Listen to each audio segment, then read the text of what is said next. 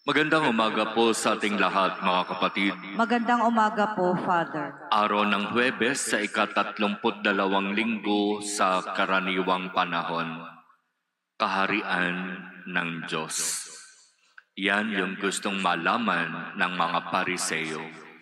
Kasi simula nang si Jesus ay nangaral, ipinahayag na niya, itinuro na niya ang tungkol sa kaharian ng Diyos.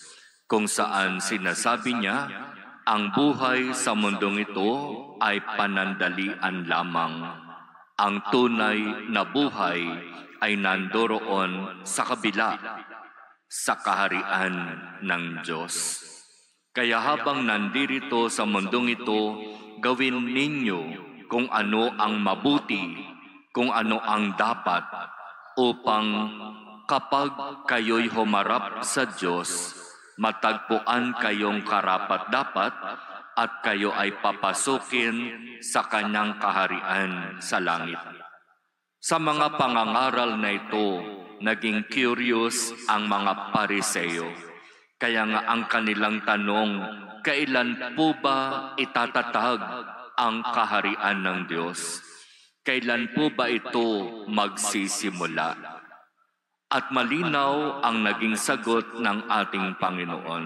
Tandaan ninyo ito. Marami ang magsasabi, narito na, nariyan na ang kaharian ng Diyos.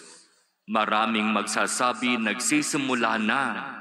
Maraming magsasabi, sa ganitong panahon, magsisimula na ang paghahari.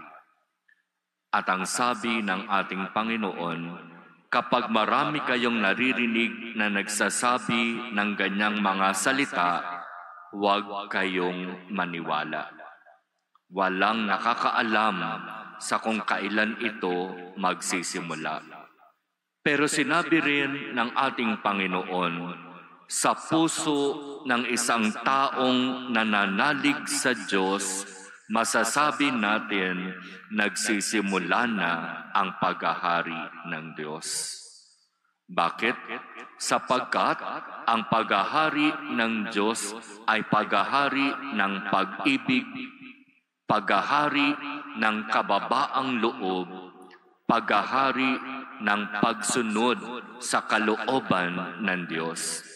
Kaya kung ang isang tao ay pinaghaharian ng tunay at tapat na pag-ibig sa kanyang puso, at siya ay nagsisikap na gumawa ng mabuti at kung ano ang inaasahan ng Diyos sa kanya, at maging masunurin sa kalooban ng Ama, masasabi na sa kanya nagsisimula na ang paghahari ng Diyos.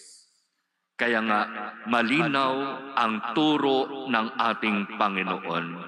Bago mangyari ang lahat ng iyan, kinakailangan muna ng anak ng tao ay magbata ng maraming hirap, itakwil ng mga tao sa ngayon. At alam nating lahat, natapos na ng ating Panginoon ang kanyang misyon. Natapos na niya ang kanyang pagpapakasakit, paghihirap at kamatayan sa krus. At napagtagumpayan na niya ang kamatayan. Kaya nga, ang mananalig at kikilala sa kanya ay pagkakalooban niya ng buhay, at ang buhay na yon, buhay na walang hanggan, doon sa kaharian sa langit.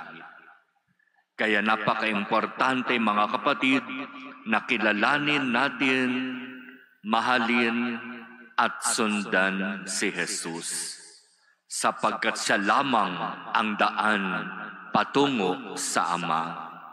Sa pananalig at pagkilala lamang sa Kanya, makakamit natin ang kaharian ng Diyos.